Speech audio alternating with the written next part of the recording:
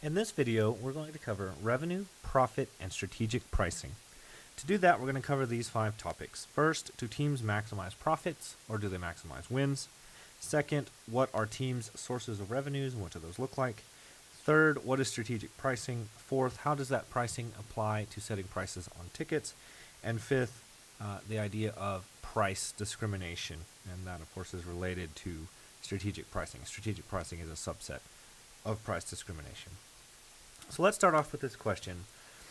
Do teams maximize profit or do they maximize wins? Well, let's look at the notion of maximizing profit in sports instead of strictly what we would call profit in other industries. We actually are working with what we call operating income. It's very similar to profit, it just omits certain types of costs, and that's what we're going to put here in this column. We're going to look at the very famous 2011 season. In the 2011 season, the Phillies, who did not end up making the World Series, had the most wins in the regular season with a win percent of 630, which is unbelievable. Remember from previous lectures, we've talked about that 3 million number being an important number for teams and season-long attendance. These two teams then also had the highest two revenues with these very enormous 439 and 249 million.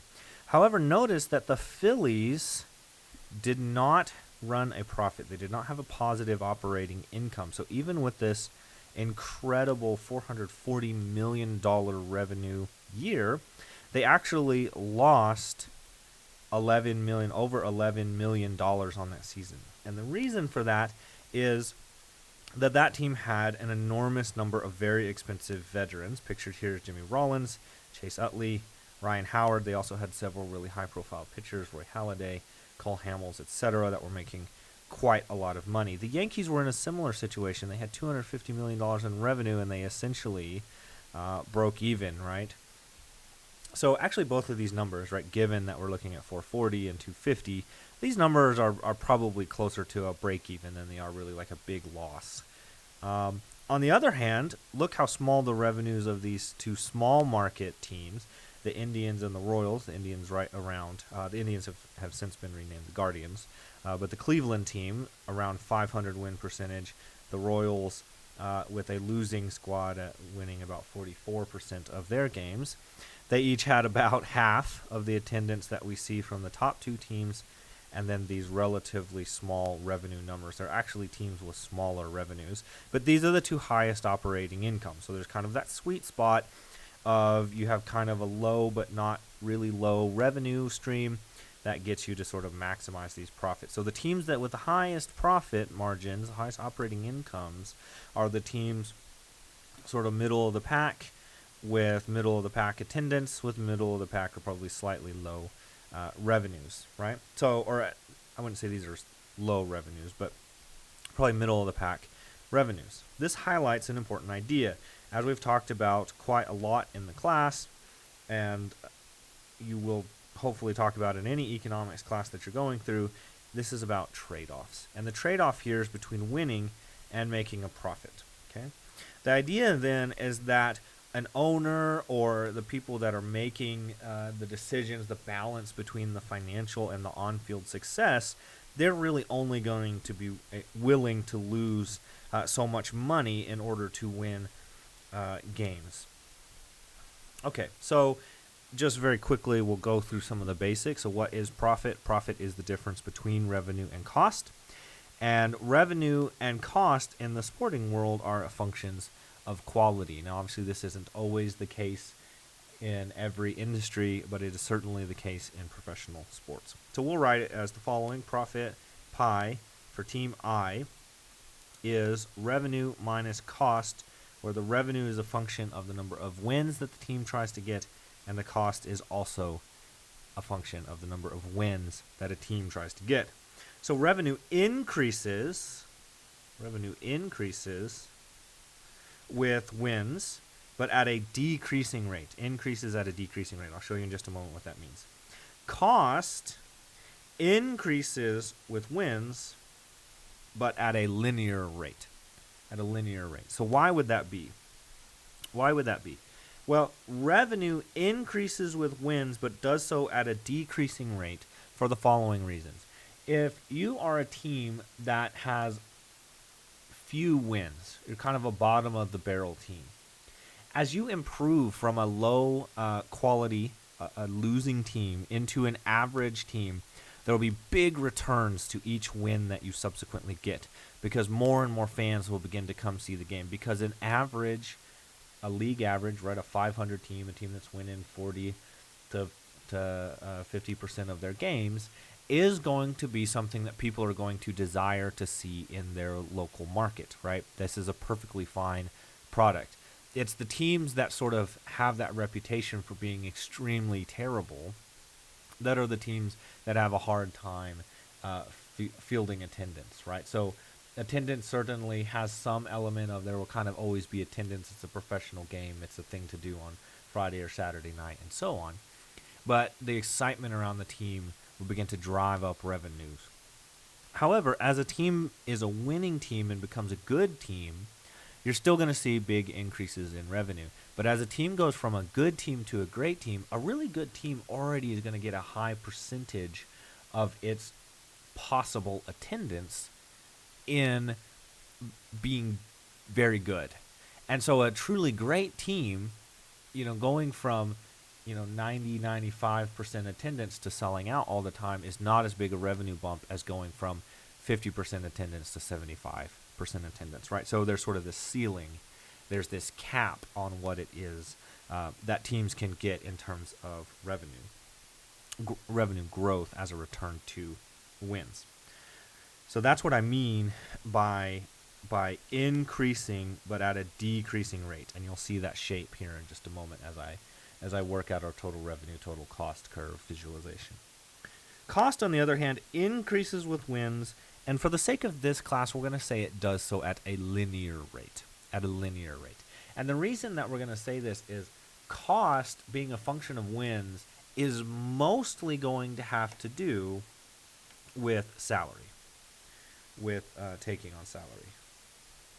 Right? So cost is disproportionately about what teams are paying their players. That's the biggest portion of their cost. And for the most part, there's some exceptions in this, especially in the NBA, right, where we'll see players that want to win that could probably take a better salary, will take a lower salary in order to go to kind of create a super team, right? So we saw some examples of this when LeBron James went to the Miami Heat, kind of created a super team. He got several pretty high-profile veteran, high-quality players to come to play in Miami for minimum contracts when they probably wouldn't have done that for any other team. But other than that kind of rare exception, it's certainly not the case in baseball, certainly not the case in football, that you're going to see teams get discounts. It's just when a player goes to free agency, they're trying to make what it is that they can make on free agency. And there's probably a small factor of if you're a winning team or you're a losing team, or I like the city or I don't. But for the most part, free agents are going to be swayed by what it is that the team is offering in terms of total contract payout and total contract length. So players want long contracts so they can guarantee they can be in the league a long time, and they want to make as much money as they can. Not that different from probably anybody else in the world. And so what that means is cost then is going to increase at a linear rate. If you want more wins, you're going to have to pay more in free agency, and you're not going to get discounts to do that. But you're probably not really going to pay more either, right?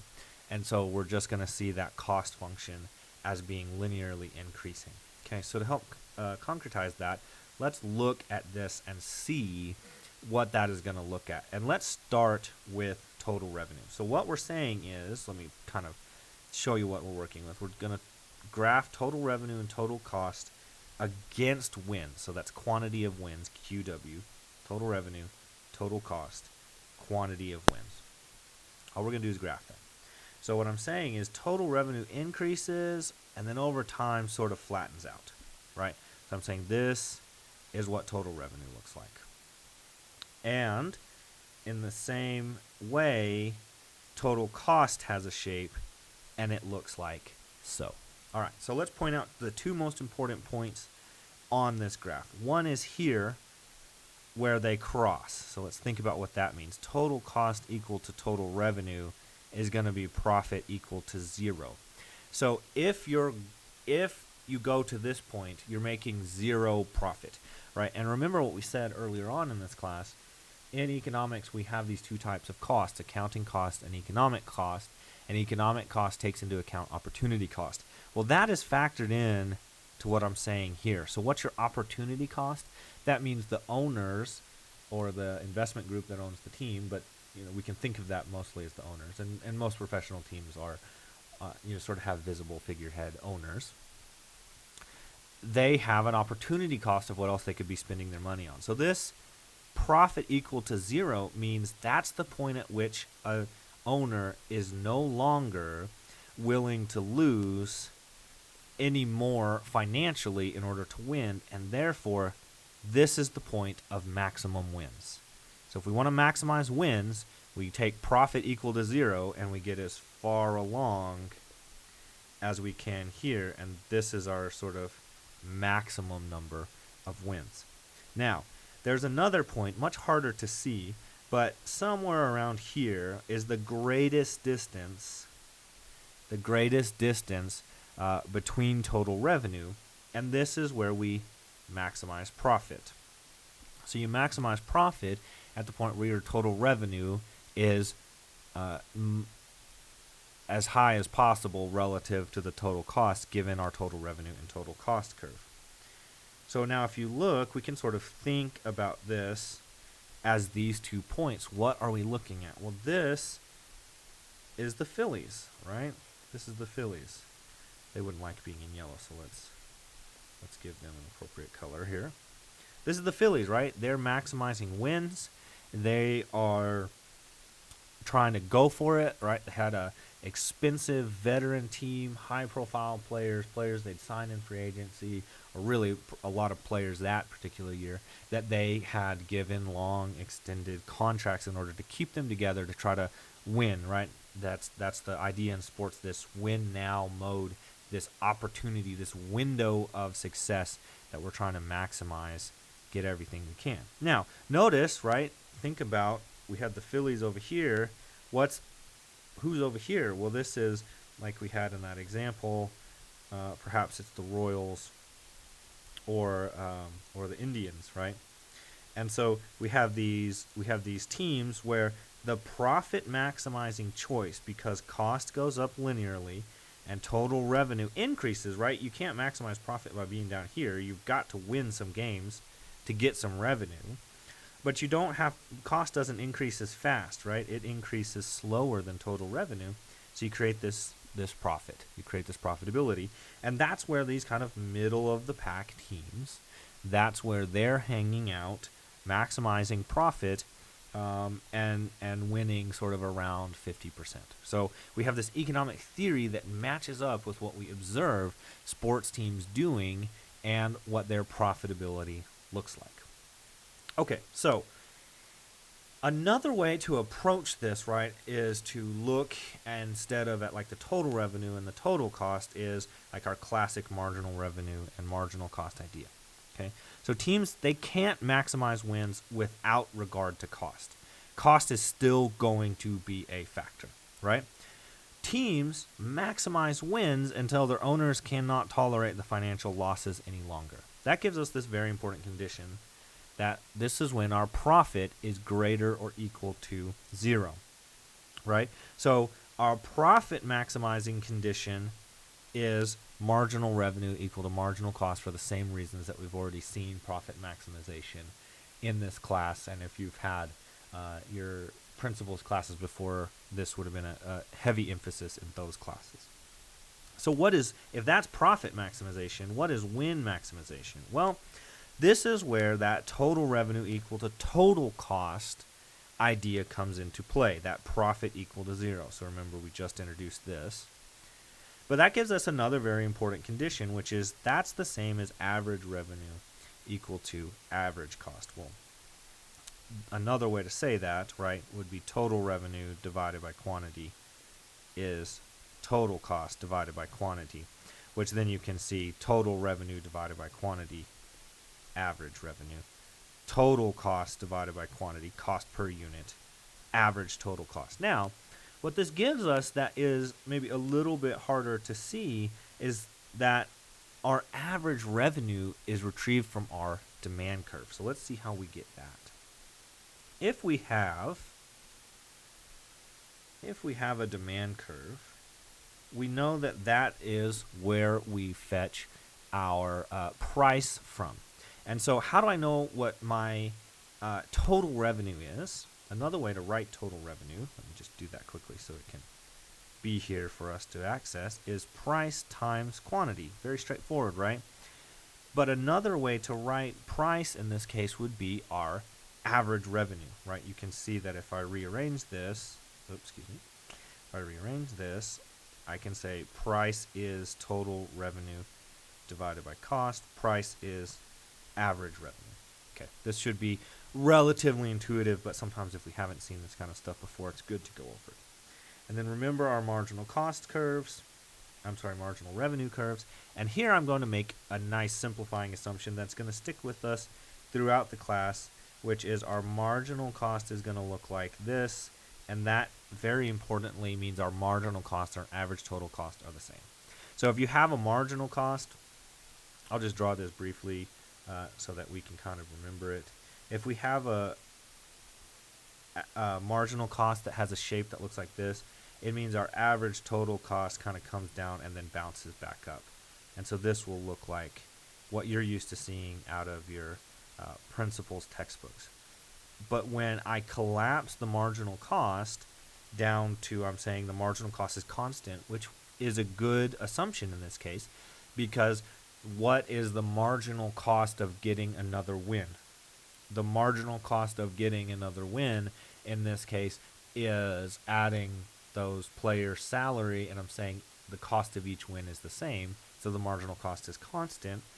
That means our average total cost is going to be the same as our marginal cost.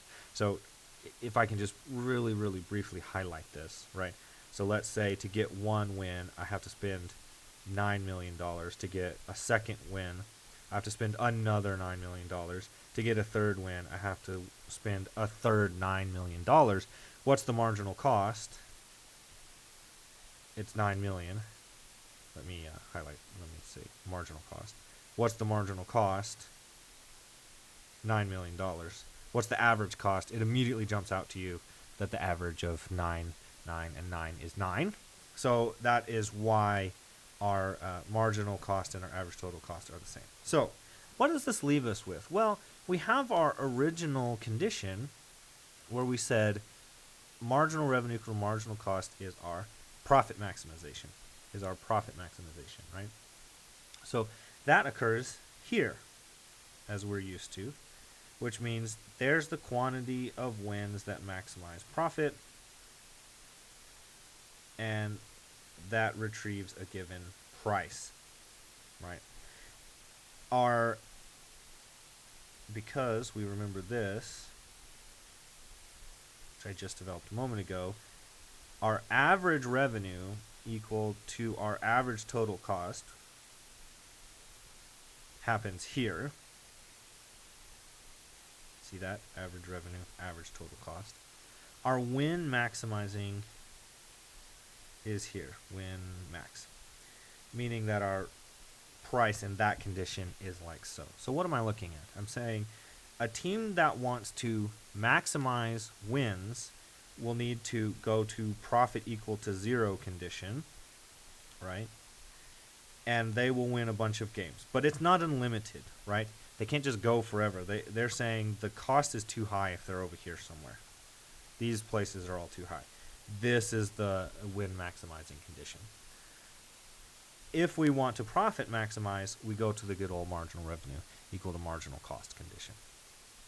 Okay, so now let's take a look at what this might look at if we're looking at two different market sizes. Okay, so let's take and say, okay, this is what Kansas City looks like. There's a total revenue. Total revenue for KC. And then we want a total revenue curve for Philly. Now, the basic idea in this case is that larger markets get a greater return to wins.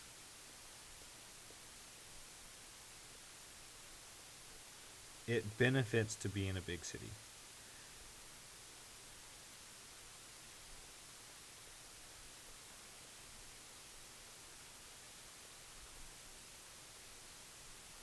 So that's what I've drawn here.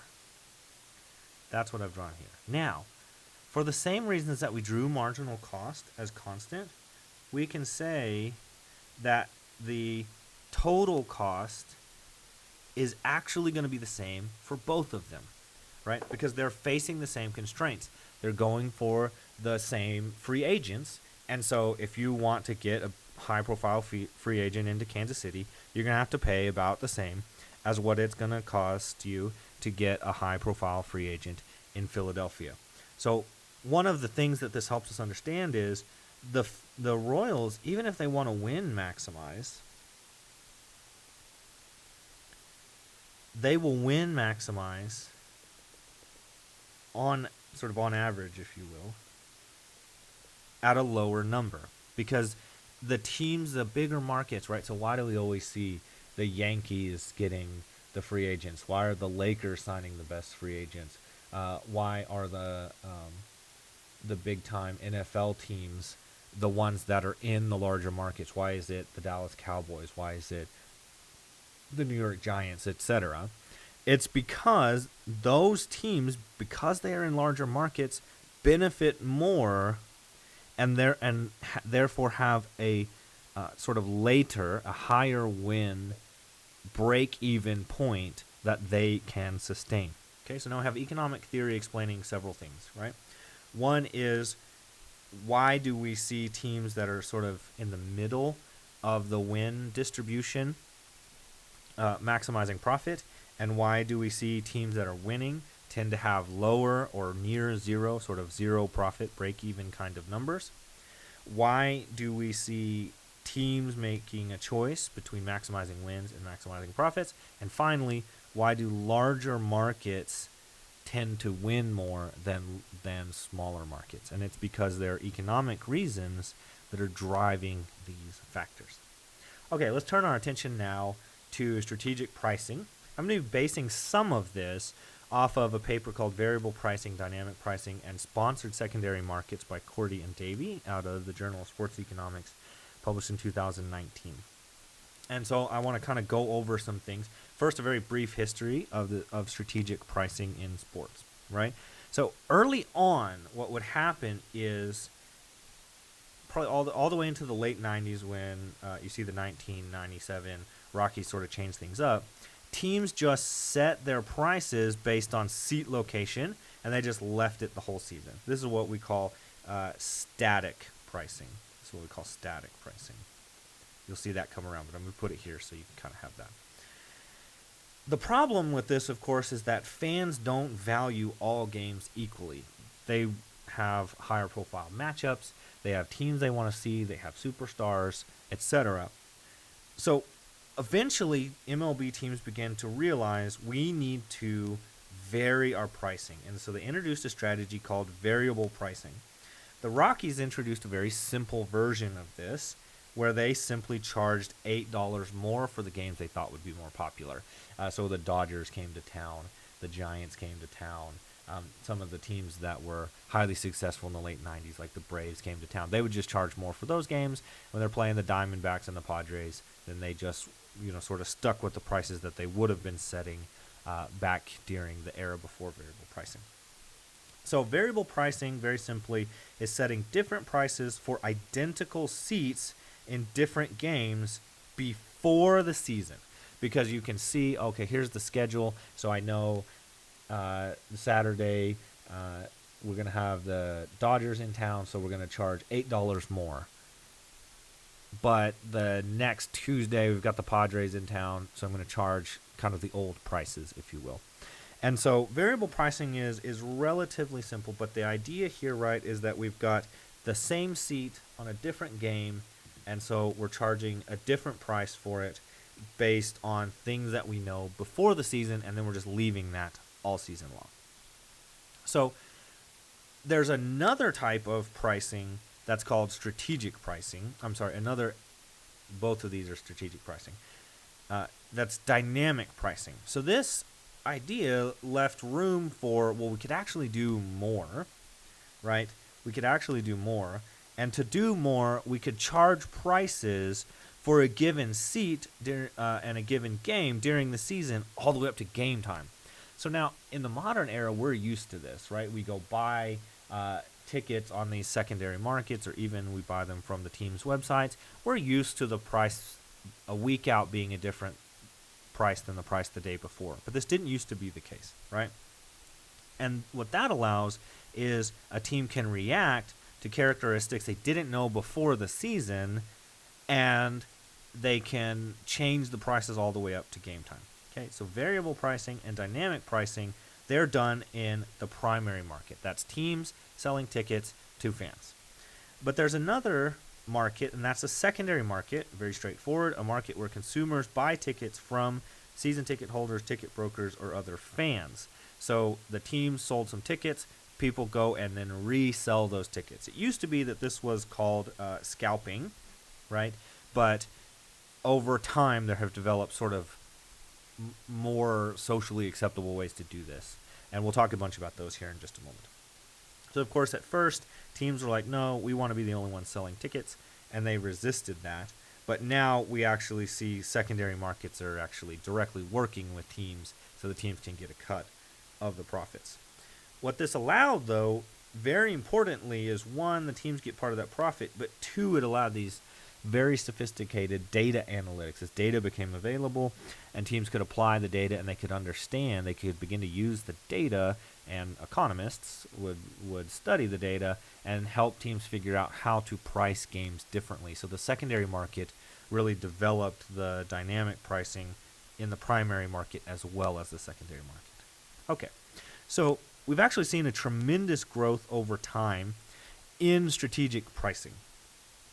Okay, so back, like I was saying, pre-1997, essentially no teams are doing any variable pricing, and then we see the Rockies come along, introduce variable pricing, and teams sort of over time introduce more and more variable pricing.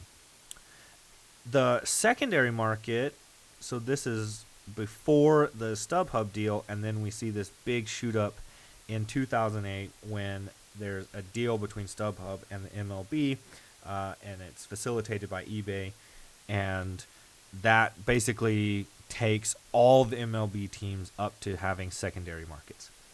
And it was at this point, right, because remember we needed that data, it was at this point that teams began to have enough data, they sort of pilot it for a while, and then there's this huge adoption rate where teams are like, okay, we have StubHub, we have this data, we can figure out how to price stuff, and now we can dynamically price tickets. We can price tickets differently during the season as we go all the way up to first pitch. Okay, so let's go through a little more detailed timeline of strategic pricing now that we've kind of introduced this idea. So first you have the traditional pricing era. So prior to 97, teams use what we call static pricing. They set the prices before the season and they leave them, right? So seat location is, of course, right. Not all seats are gonna fetch the same price. So it's not that they just said $8 for every ticket in the building, right? The better seats got better tickets, which is why it's important to remember when we're talking about strategic pricing and price discrimination, we're talking about comparing like products, the same products. So what I'm saying is, if you look at seat 1A right behind the dugout or right behind the catcher, and in one game it's $8 and another game in $10, that's variable pricing. If you look at it on Wednesday and it's $8, and then it turns out the team just called up a superstar prospect and the tickets go up to $10, that's dynamic pricing. So the variable pricing era kicks off with the Colorado Rockies in 1997. And then by the early 2000s, many teams employed variable pricing. So that's this line here. And they really do this focused on when more popular opponents end up coming to town. And what they're doing is they're saying, we're going to charge higher prices when demand is inelastic. So when better teams come to town, we're working on the portion of the demand curve, or the whole demand curve itself, but the portion of the demand curve that is inelastic. It is insensitive to price. So I'm less sensitive to the price if the Yankees are coming to town. And then we charge lower prices when the demand is elastic. So I have to use lower prices to incentivize you to come to the stadium, because it's still fun to go to a baseball game. If the weather's nice, you're going to go and drink a beer and eat a hot dog and eat some peanuts and go buy a shirt. That's still an enjoyable time, but I'm not going to pay Yankees prices to see the Padres. And so we see lower prices when fans are more sensitive to the price. The upshot of that is that the total revenue gets increased from these strategies. And we'll sort of work out why that is here in a moment. Now, the third era is the dynamic pricing era. And this is because variable pricing leaves the prices locked in for the full season, it can kind of account for primetime games, weekend games, value games, etc., right? But it leaves these changes that happen during the season difficult for us to account for. So Barry Kahn, who at the time was a PhD student at the University of Texas, founded this QQ Inc., and he talked the 2008 Giants into trying out dynamic pricing on their worst 2,000 tickets. So he said, take your tickets that you have the hardest time selling, and let's just experiment with dynamic pricing. That turned out to be a big hit, and the Giants sort of realized, well, it's better to sell at a low price than not sell at all. And then if it's a more popular game, even our last 2,000 tickets, they're going to sell at a slightly higher price. And so they began to see how they could get more revenue out of this. Well, along comes StubHub, right? So StubHub replaced scalpers. Of course, there's many competitors to StubHub now, but it was kind of the first one. MLB partners with eBay to form StubHub, and they get a 25% commission, 10% from the buyer and 15% from the seller, so they get their cut of the profit. Now, the important thing, as we've seen before, is in this market, there's a large number of buyers and a large number of sellers, so there's very low market power. But critically, what it did is it developed a market, but not just any market, a market with observable prices. So one of the problems is sometimes there are these markets and economic forces are working just fine, but you can't like data mine the prices. That's actually pretty uncommon. Although obviously in the world that's becoming more and more digitized, it's becoming more and more common. Now, StubHub solves a critical problem. And so one of my favorite things to do, if you've taken any classes with me before, you've heard this kind of question, is to ask a question like, what does Uber sell? Or what does StubHub sell?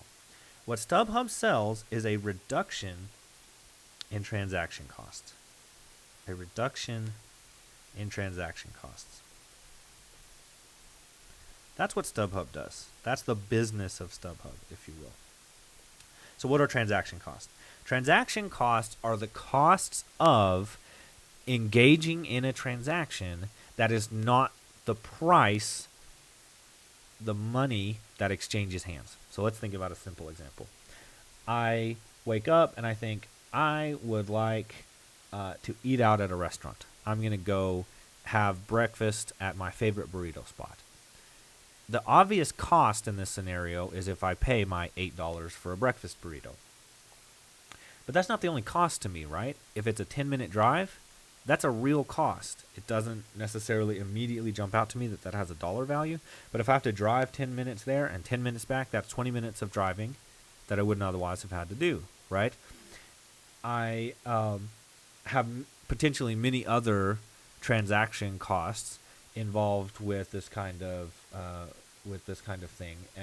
In this case, right, I kind of know and trust that particular business, but if we have a more murky situation, what if my toaster goes out and I decide I need to replace the toaster? Now I have a cost of searching through reviews and consumer reports and trying to figure out which toaster is the best. That's a transaction cost. It doesn't come out of my wallet in a sense, but it's an opportunity cost. It's time I could have been spent doing something else that now I'm spending doing this. So transaction costs come from three things: trust, transfer, and triangulation. So anytime we're doing business with someone, there's a fundamental problem of trust, right? And we often don't think about that because we do business with firms that have brands and name recognition and whatnot. And so I know that it's not really in my grocer's best interest to sell me low quality food that I'm going to be upset with at the end of the day because I'm going to take my business elsewhere. Samsung could make a bunch of crappy TVs, and because people think of Samsung as a high quality TV manufacturer, they'll initially get high prices for low quality product, but over time their reputation will erode. Another part of that though is the transfer, right? So sometimes we'll see deals, right, where we want some work done, and so we pay half up front and then half on delivery, and then these kind of deals. That's because transferring the product or transferring the money to pay for that product or that service is a very difficult sort of problem to solve. And then finally, and maybe one of the biggest ones, is triangulation. If I want to have somebody drive me to the airport so I don't have to leave my car in long-term parking, I need to find somebody who's gonna drive me there. But if I can't find a friend to do it, now I have to look for a stranger. Before the advent of Uber, my only option would have been a taxi. And the nice thing about the taxi ride is it's working on the same kind of thing. It has a reputation to uphold, and therefore they're not likely. It certainly happens, but on average they're not likely to try to screw me over. Uber comes along and helps solve these kinds of problems, right? Uber is in the business of helping the person driving the car trust the person needing the car ride, and the person needing the car ride to trust the person driving the car. We see lots of ways that this works out, right? Checking their license and their criminal history for the drivers, and then of course having rating systems inside their application that sort of help you know that you've got good drivers, and if your rating falls below a certain point, you're no longer allowed to drive for Uber, right? It of course massively helps with transfer, because now instead of trying to your ride will be $16.50 and then trying to hand over money and make sure that people don't just jump out of the taxi and not pay for the ride, or charging prices that weren't agreed upon after the transaction has taken place. Now your money goes in the app. The Uber driver gets paid from Uber. Uber works as this intermediary that sort of really protects the transfer process. And of course, Uber has a really neat way to work out the triangulation, right? Because the triangulation is probably the hardest part. Like, if you're gonna, how would you find a stranger willing to drive you to the airport at 5 in the morning to make your early flight? It's impossible, right? Now you can just open, the drivers come to Uber, the riders come to Uber, and it just has the algorithm that knows your two GPS locations, connects you with the best fit, and then of course you have all the options of what kind of ride you want, etc. StubHub is doing the same thing, right? Now instead of a scalper, could be fake tickets, we know we can trust them, right? Now instead of you got to hand them the money and they've got to hand you the ticket at the same time, and nobody just takes off running after they get their half of the deal, right? StubHub holds the money, StubHub holds the tickets, that swaps them once you agree to the deal inside the app or the website. And then of course triangulation. If I'm looking for a ticket, I want to go to a Rockies game, I know right where to go. I'm going to go online, I'm going to go to StubHub, and the sellers can find me, and me as a buyer can find the seller. So what StubHub is doing is reducing these transaction costs, because the costs are very, very high if you're trying to just do it on your own, right? If you were having to use other platforms.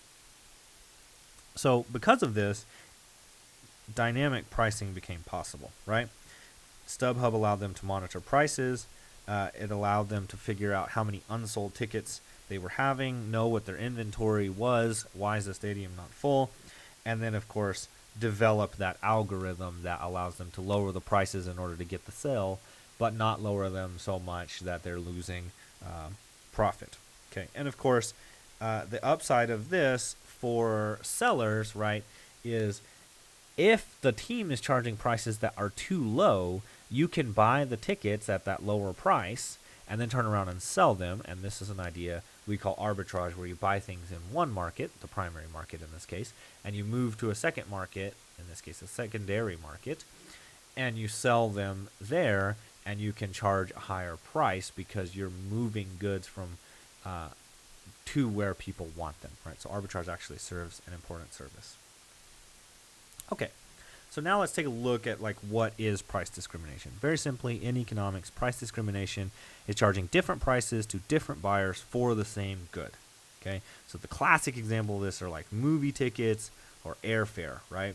So movie tickets, your like really classic example of this is student discounts, senior discounts, military discounts, matinee prices, etc., where you've got the same movie being showed and the same seat, but the movie theater can figure out if you're a different type, sort of broadly in a group, a different type of consumer.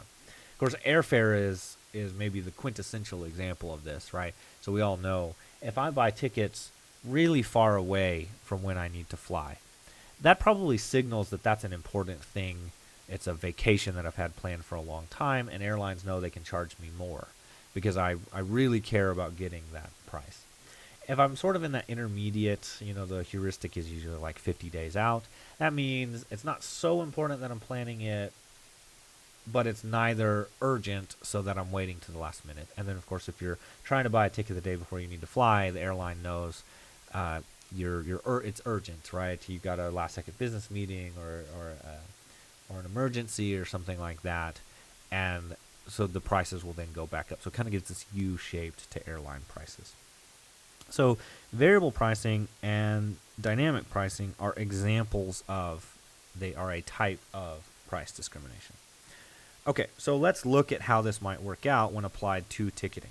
So remember, variable pricing, this is changes based on things known before the season. So what are some examples of this? Of course, the obvious would be like day-night games. You're going to know the schedule beforehand in most situations. Some of these are some of these things, day-night could also go over here potentially, right, if something about the schedule changes. But as a general rule, teams are going to know night games are going to do better than day games, except on Saturdays, then day games do better. They're going to know their opponent because the schedule will be released. They're going to have a sense of whether that's a rivalry game, right? So Yankees-Red Sox is going to be really high ticket prices. Yankees-Rockies or Yankees-Texas Rangers is not going to be as popular a game. Okay. Similarly, day of the week, you're going to know when your game's on a Tuesday. You're going to know when your game's on a Saturday, and you'll charge less for the Tuesday game and more for the Saturday game. You'll also have a promotional schedule, which, of course, these two things are linked, right? So what kind of promotions do I run on Saturday? Not very much. Like, maybe we're going to retire somebody's number might be the kind of thing you do on a Saturday. But $1 hot dog night or $2 beer or, whatever the cap giveaway and these kind of things. These are going to be done on days of the week that I wouldn't otherwise be able to sell out for the reasons that we talked about in our firm behavior lecture. And so these two things are linked, but we're going to know our promotional events ahead of time, set our ticket prices accordingly. Our team quality and our opponent team quality are both going to go here. And then, of course, you're going to know the holidays in advance. And we could probably put many other things here. These are just kind of the basics. Who you're playing, when you're playing them, what the team has scheduled are sort of the three broad categories here. On the other hand, there are many things we don't know until right before the game. A major one would be injury. Of course, right, some injuries are long-term, happen before the season, and so that might actually be able to factor into variable pricing. But for the most part, injuries are happening in the season. And, if there's a game that you were going to go to that's super high profile and then a superstar gets hurt, or as the NBA often has problems with, it's just later in the season and the opposing player isn't necessarily hurt, but they're going to be rested, right? Any kind of records, right, or this like team quality opponent, can kind of go in there too, where a team that wasn't expected to be good is good, and so they're a more popular game that would be dynamically priced. But say a player's about to get their 3,000th hit, or maybe the classic Mark McGwire is going to try to break the single season home run record. Those games are going to need to be dynamically priced. You're not going to know when they're going to happen, and those ticket prices are just going to go through the roof because people want to witness history, right?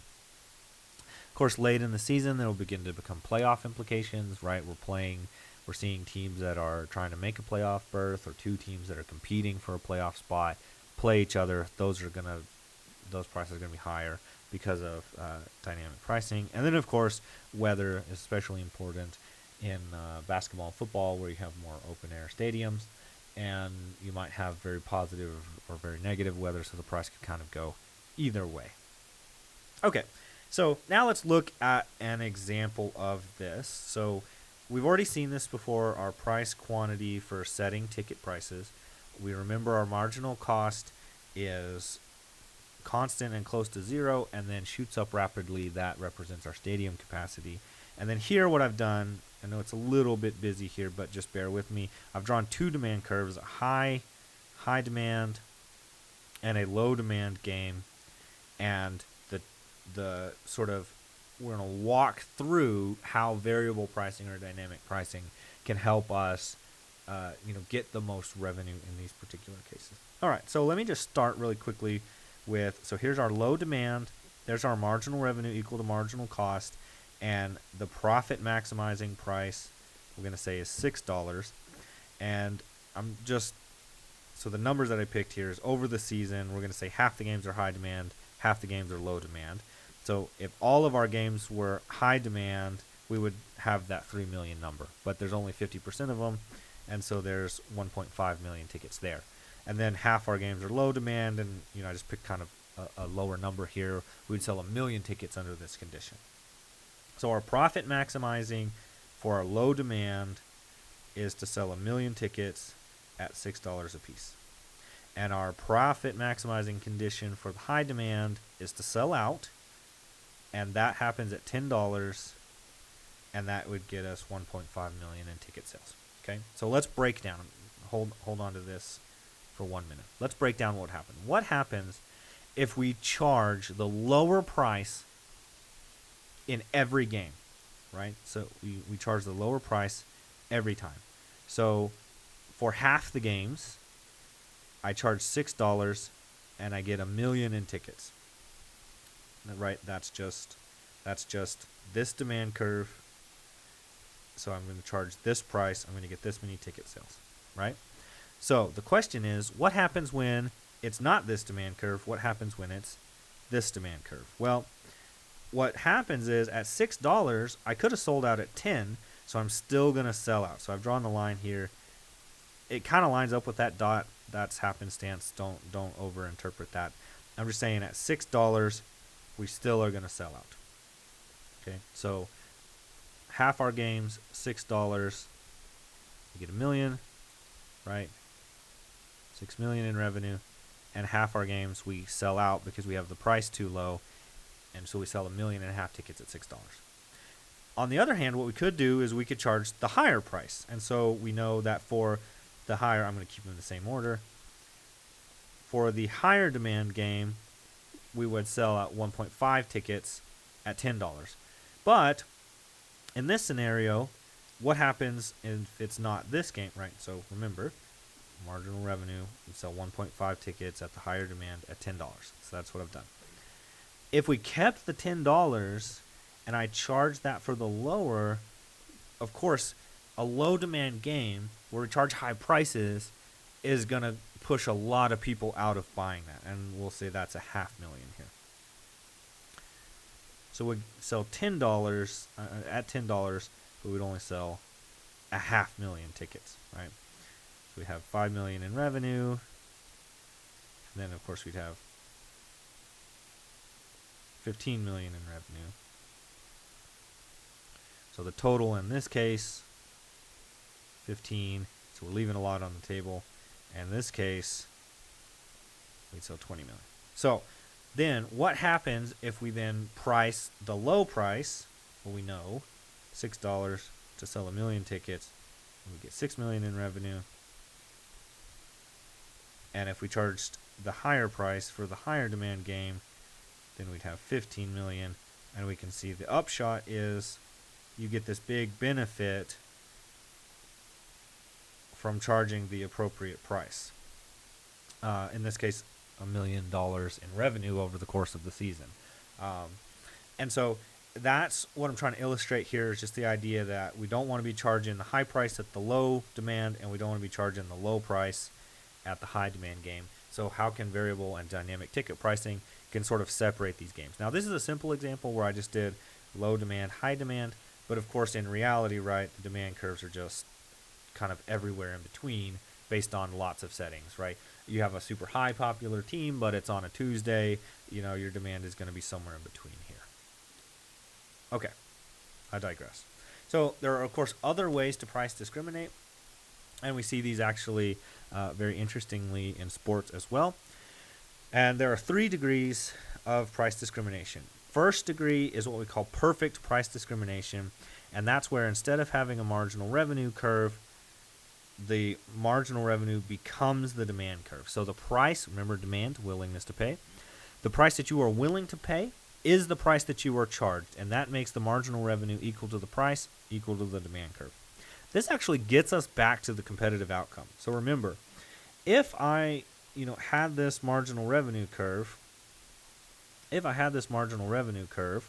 right, and so I charge the profit maximizing price, I would have this lower quantity. But in this case, right, remember our marginal cost curve equal to our supply curve, our competitive outcome, think back to your perfect competition, the market that I was talking about before, is actually over here. And so by making our marginal revenue curve and our demand curve with perfect price discrimination, we actually get back to the competitive output. So what does that look like, right? So perfect price discrimination is when I know exactly what you're willing to pay and I extract exactly that amount out. There aren't terribly many good examples of this, but we'll kind of talk about a couple that are decent examples of this, right? So maybe one is like a car dealer, right? So what's a car dealer doing when you walk into the car dealership? He's trying to figure out exactly what it is that you are willing to pay and charge you exactly that number, right? So the car is $5,000 and you show up and you just love the car, right? So if you ever go car shopping and you take your significant other and you guys see the red minivan and your wife just immediately starts going, I love that one. It's the only one I want. All these other cars are ugly. This is the only good car we've seen. We've been shopping all day. And the car dealer hears your wife say that. What's going to happen? Well, he's going to negotiate very, very hard with you because he's sort of figured out what your willingness to pay is based on your wife's comments. So my advisor, when I was in grad school, about halfway through, their van broke down and they ended up needing to replace it. Okay, so I'm talking about a professor of economics and a professor of philosophy at University of Oklahoma, both of them full professors, very smart people. So they go to buy the car. They dressed like farmers, basically. And they put on overalls and, kind of like beat up white T-shirts. And they just looked very plain, nondescript.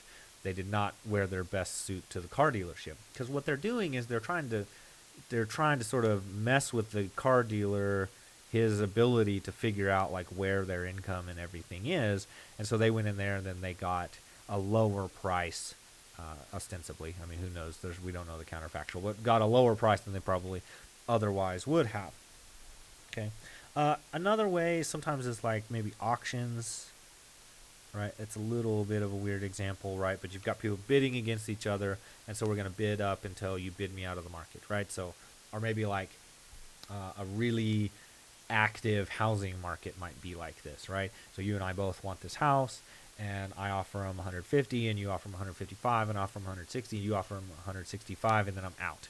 So now they got pretty close to charging you exactly what it is, the maximum of what you were willing to pay. Now, it's not perfect, but like, let's imagine an example. You come to a grocery store and they have a brand new mind reading system, right? And you walk in and boop, it reads your mind.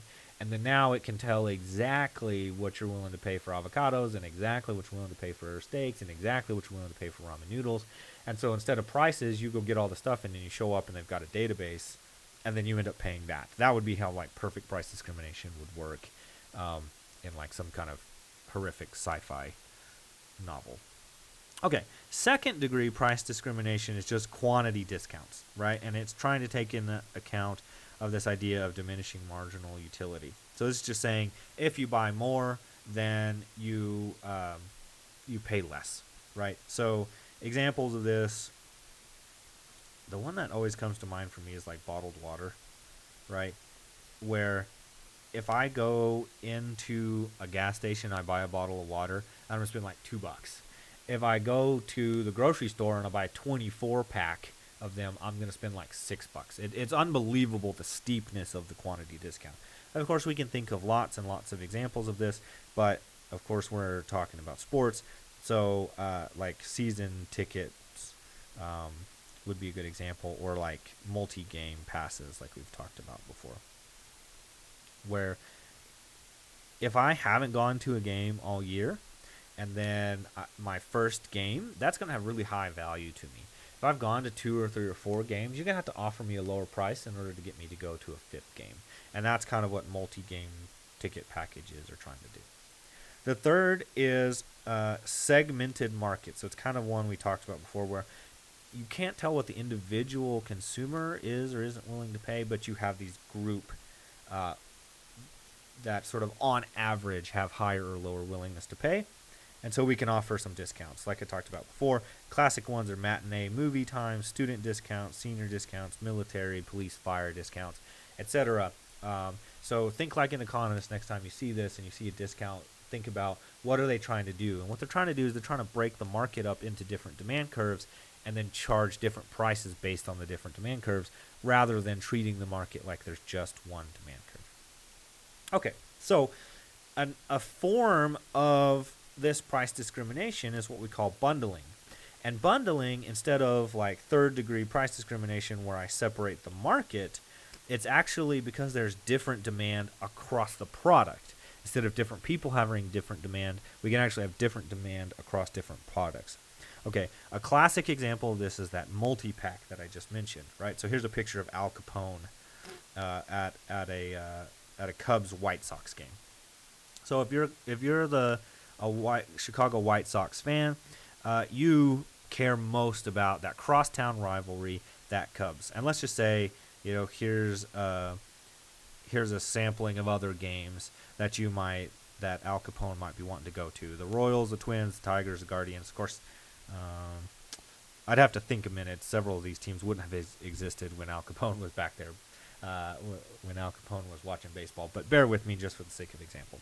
So let's say the White Sox are going to charge $30 each, and Al Capone values the Cubs game at $100, so he can see the rivalry, and then the others he ends up valuing at $25 apiece. So what's going to happen? Well, in this case, he's only going to buy tickets to the Cubs games. He's not going to pay $30 to see the Royals, Twins, Tigers, or Guardians, because he only values them at $25 apiece.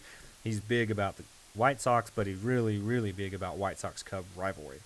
So the White Sox get smart, and they say, tell you what, we'll sell you 6 games for $180, one of which is the Cubs. And this is a thing that teams actually do. So Al Capone comes along and says, okay, so that's $100 in value to me, and then 5 other games, some sampling of these teams here, and so I value that at $225, so I get $225 value for $180 price. So the White Sox get some surplus, right? Because instead of selling one game for $30, now they sell an additional 5 games, and so they get $125 surplus, where Capone gets 40. So surplus, remember, is the value above what you would have paid. So how did I get that number? How did I get 125? Capone's got the valuation of 225. The White Sox 180. And then Capone gets this extra $45 in value that he wasn't getting before, when he just would pay for the Cubs tickets at $100. Okay, so that's how bundling can kind of be something a team can take advantage of. Because what they could do, right, is they could charge $100 and then $25 for each, right? And then there would be that sort of debate back and forth, And maybe that would be better if they could perfectly price discriminate, but they can't, so they settle for bundling and getting this kind of in-between solution. All right, and that's all I have for this lecture.